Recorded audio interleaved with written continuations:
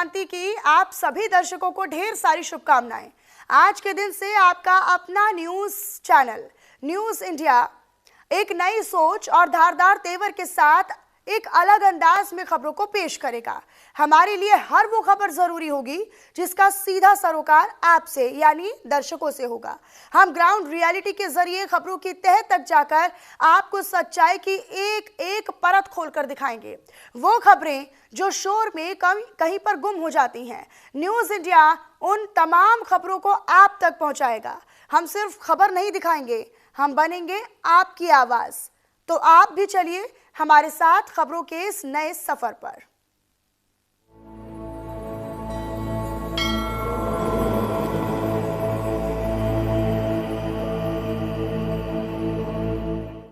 आप सभी लोगों को मेरी राम राम। आज ऐसे समय पे हम और आप मिल रहे हैं जब मैं श्री राम जी के बारे में पढ़ रहा था, रामायण का अध्ययन में कर रहा था। श्री राम जी भारत के प्रतीक है, श्री राम जी संस्कार के प्रतीक है, श्री राम जी भारतीयता के प्रतीक है। अद्भुत व्यक्तित्व है उनका, अद्भुत कार्य उन्होंने किए। युवाओं के लिए तो एक बहुत बड़ी प्रेरणा है ही श्री राम जी। बाकी सब लोगों के हृदय में समाये हैं श्री राम जी। श्री राम जी का मंदिर अभी बना है। श्री राम जी के मंदिर पर ध्वज पताका भी फहरी है। श्री राम जी के मंदिर के लिए 500 वर्ष से अधिक का संघर्ष है और ये संघर्ष सभी हिंदू मुस्लिम सब लोगों ने, और ये जो संघर्ष है ये सभी भारतीयों ने मिलकर किया। इस संघर्ष का ये परिणाम निकला कि भव्य मंदिर बना, श्री राम जी का मंदिर बना, इस देश की सद्भावना का प्रतीक बना, इस देश की भक्ति का प्रतीक बना, इस देश में संस्कृति के सम्मान का ये प्रतीक बना। आइए उन्हीं राम जी को समझने का प्रयत्न करते हैं। आप में से ज्यादातर लोगों ने श्री राम जी का मंदिर भवन देखा होगा, उसमें श्री राम जी की प्रतिमा भी देखी होगी और आपने देखा होगा कि उनका कैसा भोला सा चेहरा है। आपने देखा होगा उनका धनुष जिसका नाम है कोदंड, और ये धनुष श्री राम जी ने स्वयं बनाया था, क्योंकि उस वक्त गुरुजन जो धनुर्विद्या सिखाते थे उन लोगों को, अपने शिष्यों को, अपने विद्यार्थियों को यह निर्देशित था कि वह अपने धनुष का, अपने तीरों का स्वयं निर्माण करेंगे। श्री राम जी यूं तो दशरथ जैसे महाप्रतापी राजा के संतान थे, ज्येष्ठ पुत्र थे, लेकिन उसके बाद भी उनके अंदर जो विनम्रता थी, उनके अंदर जो गुरु के प्रति उनका आदर भाव था, उनके भीतर जो शिक्षा और ज्ञान को लेने का एक जुनून था, वो वही था जो हर विद्यार्थी में होना चाहिए। आज के युग में भी वो होना चाहिए। और उसमें पिता की क्या स्टेटस है इसको छोड़कर हमें ज्ञान लेने के लिए बहुत समर्पित भाव से वो समस्त कार्य करने चाहिए जो गुरु कराते हैं। तो कोदंड श्री राम जी ने स्वयं बनाया था, वो बाण श्री राम जी ने स्वयं बनाए थे। श्री राम जी न केवल धनुर्विद्या के महारथी थे बल्कि वह तलवारबाजी के भी महारथी थे।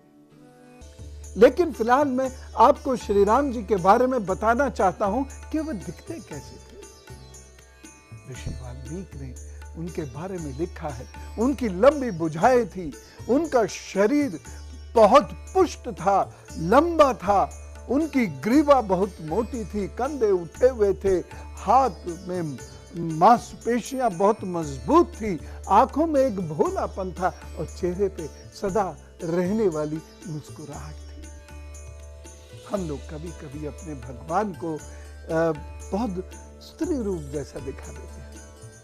नहीं, वो ऐसे नहीं थे, कृष्ण जी भी वैसे नहीं थे।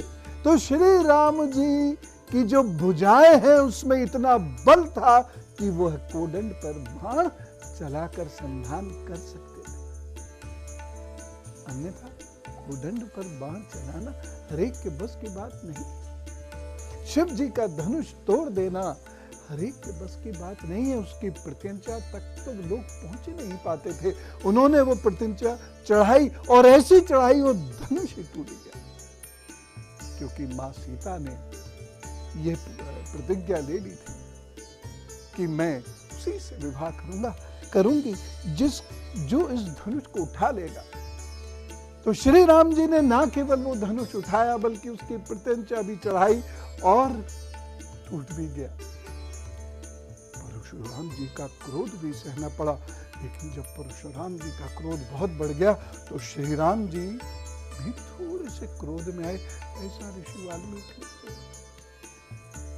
उसके बाद श्री परशुराम जी ने, जो महान विद्वान थे, महान योद्धा थे, उन्होंने अपने समस्त अस्त्र शस्त्र श्री राम जी को दिए और उसके बाद श्री राम जी मां सीता को लेकर अयोध्या आए। श्री राम जी के एक सखा हैं, एक शिष्य हैं, एक मित्र हैं। शायद समझ गए होंगे ना मैं किस ओर इशारा कर रहा हूं। श्री हनुमान जी की तरफ मैं इशारा कर रहा हूं। हम श्री हनुमान जी को भी ढंग से कहां समझते हैं। श्री राम जी और लक्ष्मण जी ने संवाद किया कि ये जो इधर साधु बैठा है, क्योंकि हनुमान जी उन्हें देखने के लिए पहले साधु वेश में आए, क्योंकि संदेह था कि ये दोनों भाई कौन हैं। तो वह उन्हें देखने के लिए आते हैं और उनका लक्ष्मण जी से संवाद होता है, जिसके लिए श्री राम जी कहते हैं ये कोई साधारण मनुष्य नहीं है, इसे वेदों का ज्ञान है, इसकी भाषा में सामवेद छलकता है, इनकी भाषा एकदम सुसंगठित है। और फिर वह उनसे स्वयं वार्तालाप करने जाते हैं। इसका मतलब यही है कि श्री हनुमान जी बंदर नहीं है, वो वानर हैं, और उनके बारे में रामायण में यही कहा गया है, वो वानर हैं, यानी वन में रहने वाले नर हैं।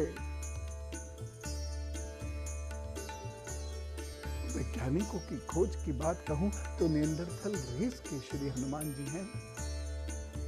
वह बड़े लंबे कदकाठी के होते थे और थोड़ा सा आगे की ओर झुकते थे।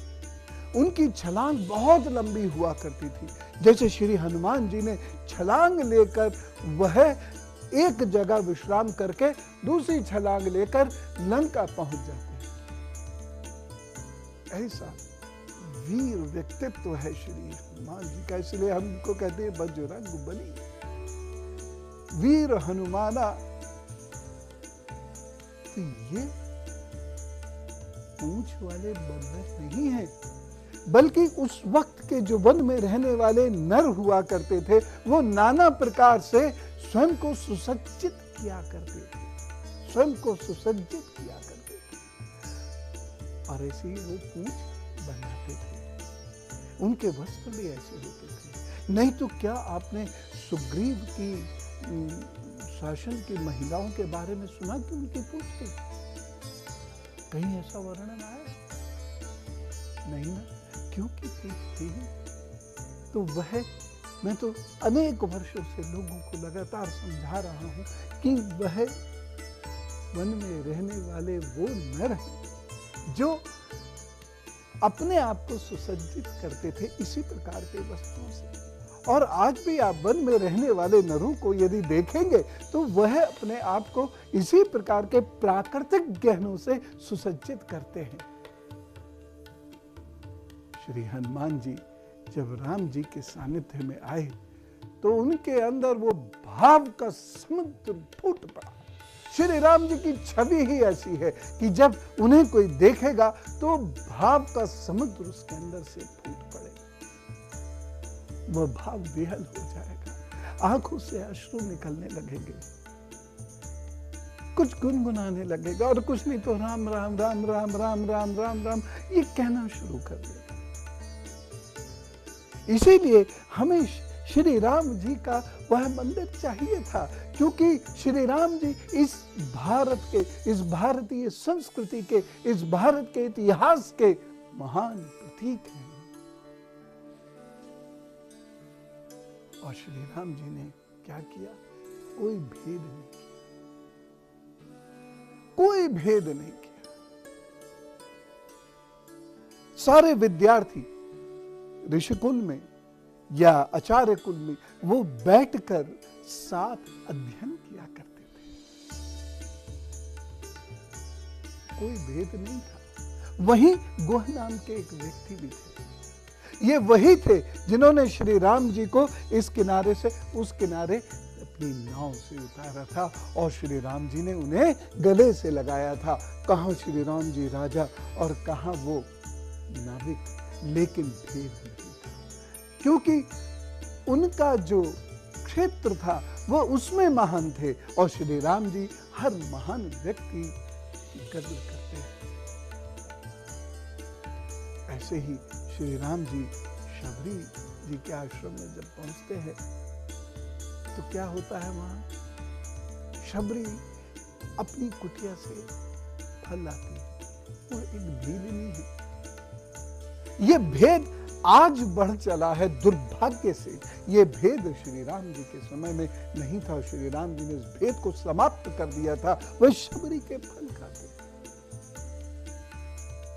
बहुत सारे गीतों की रचना हुई है श्री राम जी और शबरी के ऊपर। शबरी श्री राम जी को फल ला ला के देती है और श्री राम जी बड़े चाव से वो फल खाते हैं और फिर श्री राम जी उनको, शबरी जी श्री राम जी को रास्ता दिखाते, वहां जाओ, वो दक्षिण दिशा है। कुछ दूर बाद, कुछ योजन बाद किष्किंधा प्रारंभ होगा। श्री राम जी वहां जाते हैं। श्री राम जी बड़े न्याय प्रिय, सुग्रीव को वो वचन देते हैं और सुग्रीव से सहायता का वचन लेते हैं। जब सुग्रीव अपने वचन से फिर जाता है तो श्री राम जी उसे धमका भी देते हैं और इतना भय भी हो गया था श्री राम जी का। हर एक लीडर में ये गुण होना चाहिए। आज के जो युवा हैं मैं उनको कहना चाहूंगा, या आज के जो लोग हैं जो लीडर बनना चाहते हैं, अपने व्यवसायिक प्रतिष्ठान में जो लीडर बनना चाहते हैं, जहां वो नौकरी करते वहां लीड करना चाहते हैं, पॉलिटिकल लीडर बनना चाहते हैं, फोर्सेस में लीडर बनना चाहते हैं, तो उनके अंदर दोनों चीजें होनी चाहिए, भाव और उसके साथ भय। गोस्वामी जी लिखते ना, भय बिन होत न प्रीत। और यही कारण था जब अंगद माँ सीता को खोजने के लिए गए तो माँ सीता का पता नहीं ढूंढ पाए, तो बाकी वानरों से क्या कहते हैं? मैं नहीं जाऊंगा श्री राम जी के पास, मुझे डर लग रहा है। क्योंकि एक भय भी था कि मुझे उन्होंने यह दायित्व दिया जिसको मैं पूरा नहीं कर पा रहा हूं, और इसका भय था।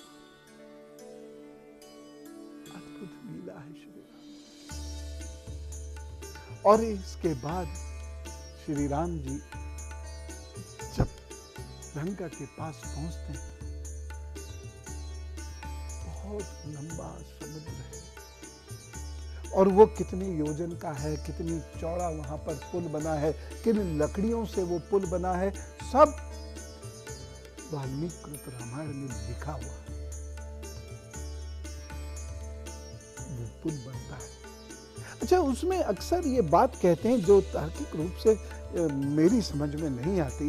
लोग कहते हैं कि पत्थर पे राम लिखा, पत्थर तैरने लगा और फिर वो पुल बन गया और उस पर वानर निकल गए और लंका पहुंच गए। मेरी ये समझ में नहीं आता कि जिनको वो प्रभु कह रहे हैं उनके नाम के ऊपर पांव कैसे रखे?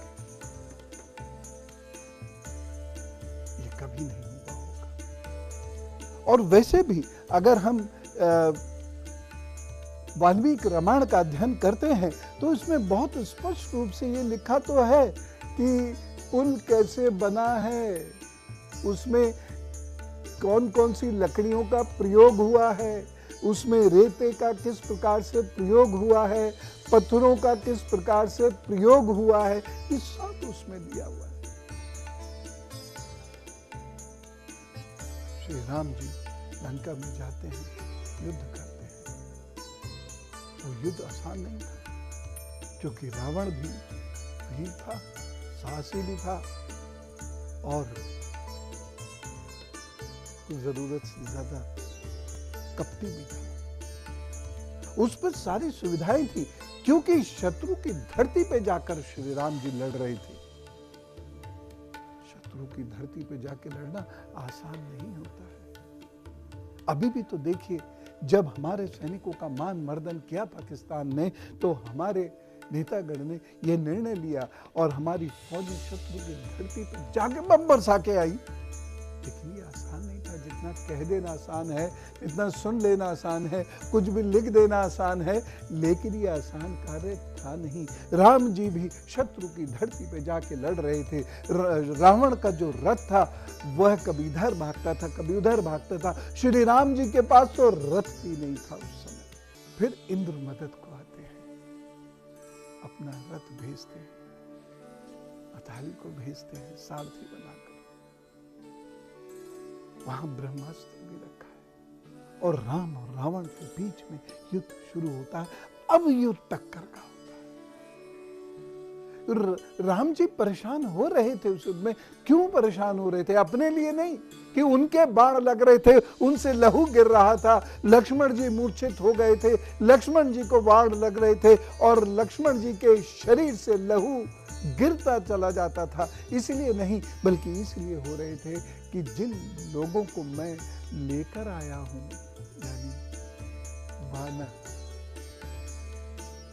उनका अहित नहीं होना चाहिए, मेरे रहते उनका अहित नहीं होना चाहिए।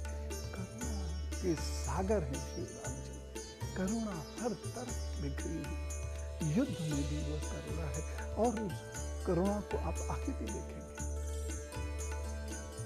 अब बराबर का युद्ध शुरू होता है तो क्या हुआ? रावण मरे ही। रावण को मारने की कोशिश की जाती थी, रावण मरे ना। विभीषण आया, उसने कहा नाभि में बाण मार। अब नाभि में क्या है? 72,000 नाड़ियों का संगम है और उन नाड़ियों को जब हम भेद देते हैं तो रसायन बनने बंद हो जाते हैं। यानी अब रावण अपना पुनर्निर्माण नहीं कर सकता था, तो रामचंद्र जी ने एक बाण उसकी नाभि में मारा। उससे वो जो बार बार जिंदा हो जाता था वो होना रुक गया। इसलिए नाभि बहुत महत्वपूर्ण है। युद्ध यहां समाप्त नहीं होता है। श्री रामचंद्र जी ने विजया नामक मां दुर्गा के स्वरूप की पूजा की, इसीलिए विजयदशमी उसको कहते हैं। और इसलिए भी कहते हैं क्योंकि श्री राम जी की विजय हुई, अधर्म के ऊपर धर्म की विजय हुई, अधर्म का नाश हुआ। दूसरा बाण चलता है, रावण की छाती भेद देता है, रावण वहीं गिर के मर जाता है। बोलना पड़ेगा श्री रामचंद्र जी की जय। और यहां से एक नया अध्याय शुरू होता है। मां सीता आती है। अब हम अक्सर ये बात कहते हैं कि हनुमान जी तो वहां पहुंच गए थे, वो ले आते मां सीता को। नहीं, मां सीता भी उतनी ही वीर थी। वीर शुल्का कहा है राजा जनक ने उन्हें। मां सीता भी उतनी ही वीर थी और वो चाहती थी कि अधर्म का नाश हो, धर्म की जय हो। इसलिए उन्होंने कहा मेरे शरीर को मेरे पति के अलावा कोई नहीं छुएगा, मैं जाऊंगी तो उन्हीं के साथ जाऊंगी। इसीलिए वह हनुमान जी के साथ नहीं है। और उन्होंने कहा श्री राम जी से कहना कि आए धर्म का नाश करें और मुझे अपने साथ ले जाएं। और युद्ध के बाद जब श्री राम जी वहां से चलना शुरू करते हैं तो विभीषण आते हैं और श्री राम जी उनका राज तिलक करते हैं। ये महानता है भारतीय संस्कृति की, ये महानता की बातें आपको भारत के इतिहास में पढ़ने को मिलेंगी। भारत में जिनको हम भगवान कहते हैं वो ऐसे ही नहीं कहते हैं, वो बहुत महान लोग हैं। उन्होंने जीते थे राज्य लेकिन कब्जे कभी नहीं किए, उनको उनकी संस्कृति के साथ छोड़ दिया, अपनी संस्कृति को थोपने तक का प्रयत्न नहीं किया। जिन देशों में हमारी संस्कृति है, चाहे वो इंडोनेशिया हो, चाहे जावा हो, सुमात्रा हो, थाईलैंड हो, लंका हो, वहाँ जो संस्कृतियाँ हैं वो इसलिए हैं क्योंकि हमारी संस्कृति में प्यार की भीनी महक, ज्ञान का खजाना है, इसलिए वो हमारी संस्कृति को अपनाते हैं। लेकिन हमने कभी फोर्स नहीं किया उनको। दुबई में हमने फोर्स नहीं किया उनको कि मंदिर बनाइए। हमने किसी सुल्तान को फोर्स नहीं किया कि श्री रामचंद्र जी की जय बोले। बोलते हैं क्योंकि श्री राम जी का व्यक्तित्व ही ऐसा है। और श्री राम जी फिर आते हैं। सामान्यतः ये सोचा जाता है कि वो दीपावली वाले दिन आए, नहीं, श्री राम जी चैत्र में आए। जब गए थे, भरत ने उनसे वचन दिया कि अगर इतना वर्ष पूरा होने के बाद न्याय तो मैं आत्महत्या कर लूंगा, वो उससे ठीक टेंशन पा। इस पर फिर कभी कैलेंडर के अनुसार वृहद चर्चा करेंगे। आज मैं आपसे जो निवेदन करना चाहता हूं वो ये, श्री राम जी को हृदय में बिठा लीजिए, श्री राम जी को पढ़िए। श्री राम जी का जो राम राज्य है उसका अस्तित्व था, उस अस्तित्व वाले राम राज्य की वह कल्पना नहीं है, वह यथार्थ है। राजा पृथु ने, राजा रघु ने, दशरथ जी ने और बाद में श्री राम जी ने अपने राज्य में उसी के अनुसार शासन किया और रिश्वत कोई ना ले उसकी व्यवस्था करी, कोई भ्रष्टाचार ना फैले उसकी व्यवस्था करी, वनों को ना काटा जाए उसकी व्यवस्था करी, जल की तरह साफ स्वच्छ रहे उसकी व्यवस्था करी, पशुओं का ध्यान रखा जाए उसकी व्यवस्था करी, लोगों को मुफ्त में आयुर्वेद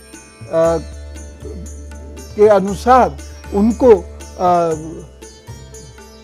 लोगों को मुफ्त में शरीर रक्षा दी जाए, इसकी उन्होंने व्यवस्था करी। शत्रु परेशान ना कर सके उनकी प्रजा को, इसकी उन्होंने व्यवस्था करी।